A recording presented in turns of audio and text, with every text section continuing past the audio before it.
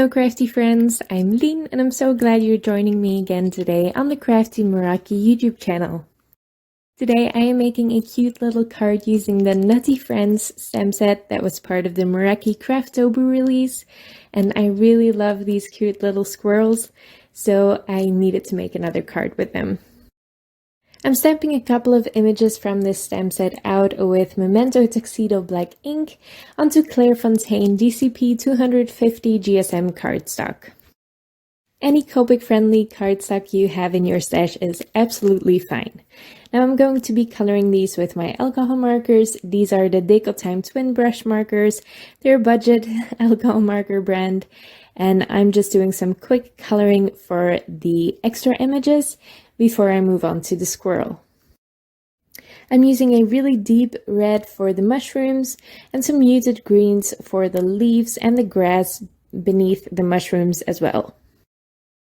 Anytime I do alcohol marker coloring, I like to go from dark to light, and I do this usually with one midtone in between to blend it out nicely, sometimes two if I'm feeling fancy, but make your stash work for you. If you have 4 markers that blend really well together, use 4. If you have 2 that blend really well together and you're happy with that, use 2. Just have fun with it. Now for this squirrel, I didn't get the smoothest blend I could have. I started out a little bit too dark.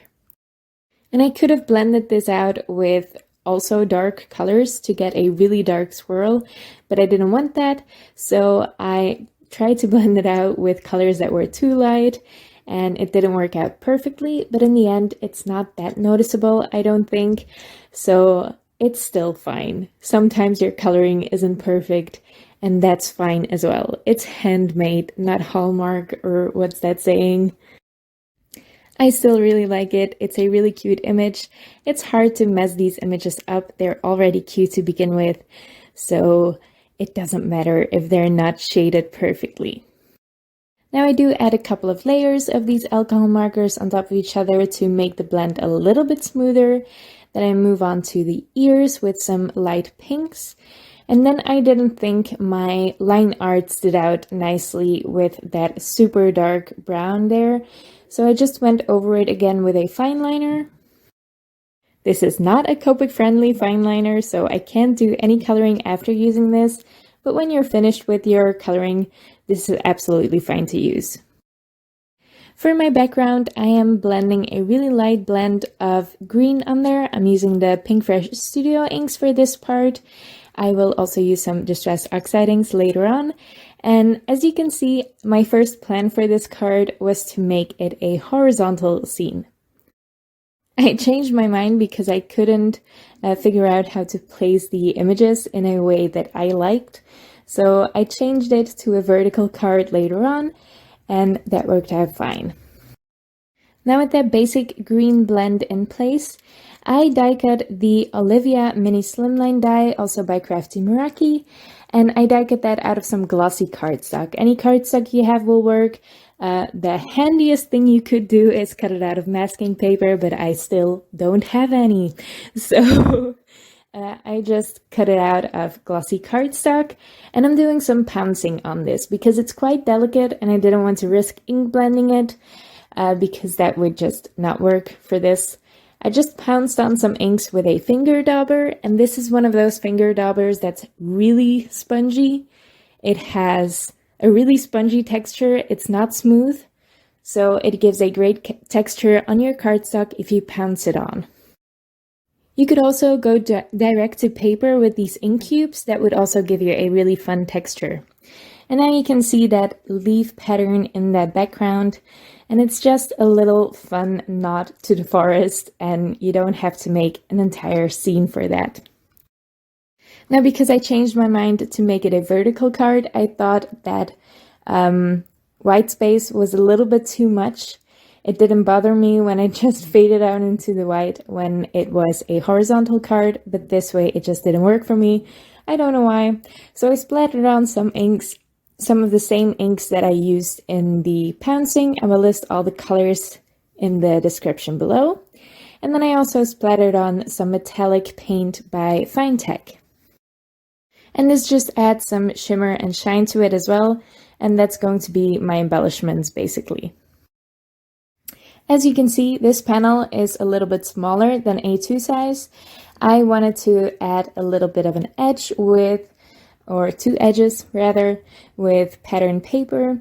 This is just some pattern paper, really old, that I still had in my stash. I don't even know where it came from, but it has this really subtle tone-on-tone leaf pattern on it. So I cut 2 strips of that, glued those to my card base, and then I can prop up my panel on there with some foam tape. Usually when I want to add some dimension behind large panels like this, I use stacked pieces of cardstock, scrap cardstock, or even cardboard to prop up that entire panel, but the foam tape was right next to me and I was in rush, so I used that instead. I also propped up that red strip and that sentiment strip that I stamped in Versamark ink and embossed with Wow Bright White Superfine Embossing Powder. Also propped each of those up on some foam tape. Then I glued the little leaves and the mushrooms behind the strips, and I put another piece of foam tape behind the squirrel to prop it up, and that will be placed in front of the strip, and that will add a little bit of depth to the scene. Of course, I am making a matching envelope today, and when I make fall cards, I usually use a lot of craft cardstock, and if I don't use any in my card, you can bet I will use some in my envelopes. So I use that to fold an A2 size envelope with my We Are Memory Keepers 123 punch board, and I adhered that together with a Barely Art Precision Craft glue. Now to add that same piece of background onto my envelope, I use the Distress Oxide inks because they really pop on craft cardstock and they blend beautifully as well.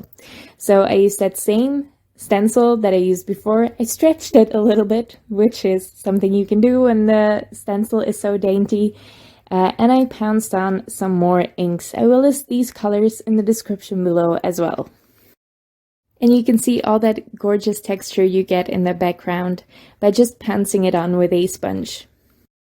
And the same thing is going on in the card as well, which is always fun. I always like to bring elements of my cards into my envelopes to make them match nicely. And there you go, a really cute, fun fall card, and I love that sentiment. It's so fun. From one nut to another, I can send that to basically all of my friends. I hope you like it too. If you did, make sure to leave a thumbs up on this video and leave your thoughts in the comments below. I would love to read them. I will also be going live on the Crafty Meraki Instagram account tonight and every Saturday from now on. So I will be going live at 6 p.m. Eastern Time. I will leave some more info in the description below, and I really hope you join me. It's going to be a lot of fun. So make sure you go follow Crafty Meraki on Instagram and also subscribe to them on YouTube here if you want to stay tuned for all of my videos here and all of the other design team members' videos. They are all so talented. I always love watching their videos as well. Thank you so much for watching, and I'll see you next time.